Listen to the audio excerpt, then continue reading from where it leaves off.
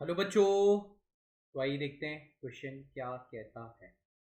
Three equal weights A B C of mass 2 kg each are hanging on the string passing over the frictionless pulley as shown into the figure.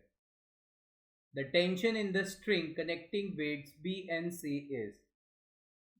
ये बहुत simple सा diagram है right. इस तीनों का मास 2 kg है, मतलब obviously सबसे पहले तो आप ये आइडेंटिफाई करना सीखो सिस्टम कहाँ जा रहा है। ये पूरा सिस्टम नीचे जा रहा है।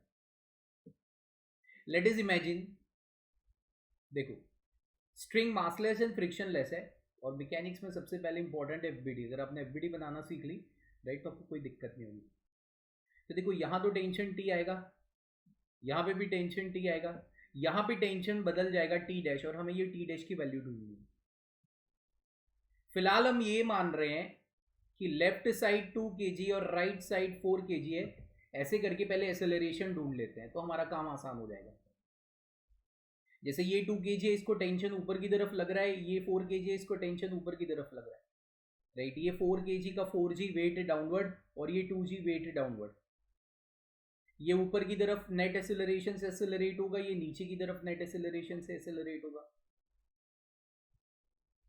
अब ये दो एफबीडी, देखो एफबीडी अगर आपने बनाना सीख ली तो मैकेनिक्स में सारी प्रॉब्लम आसान हो जाती है। तब यहाँ पे हम इक्वेशंस बना रहे हैं। नेट फोर्स इस डायरेक्शन में है, पहले तो नेट फोर्स इस 2 kg ब्लॉक पे क्या होगा 2 इंटू ए। उसकी डायरेक्शन में जो फोर्स है वो higher magnitude minus lower magnitude. 4 kg block का क्या हो जाएगा 4 ऑफ ए, उसकी डायरेक्शन में जो फोर्स है higher magnitude minus lower magnitude.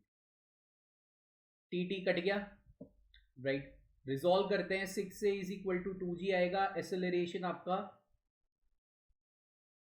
g/3 हो जाएगा। एक्सेलरेशन हमारा g/3 मीटर पर सेकेंड स्क्वायर आ गया। इसको इक्वेशन नंबर 1 दे देंगे। एक और एफबीडी ड्रॉ कर रहा हूं।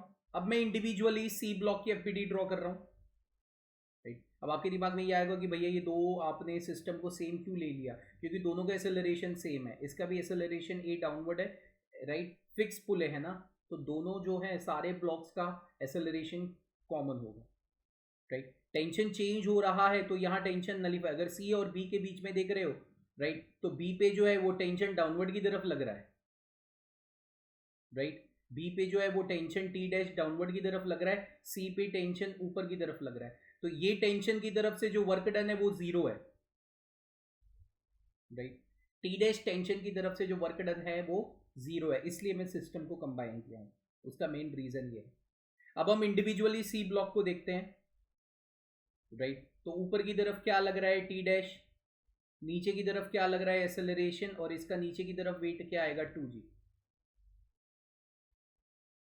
फिर से राइट इसकी इक्वेशन बनाते हैं तो हमें यहाँ पे टी डैश मिल जाएगा। अब हमारे पास एक्सेलरेशन ऑलरेडी है तो क्या हो जाएगा नेट फोर्स क्या हो जाएगा 2 मास इंटू एक्सेलरेशन ए राइट। उसकी डायरेक्शन में जो फोर्स है वो higher magnitude minus lower.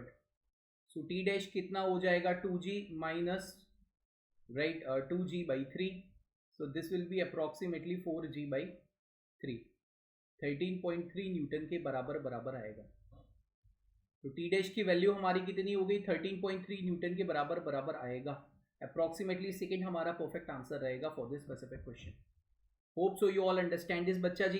Thank you and all the best.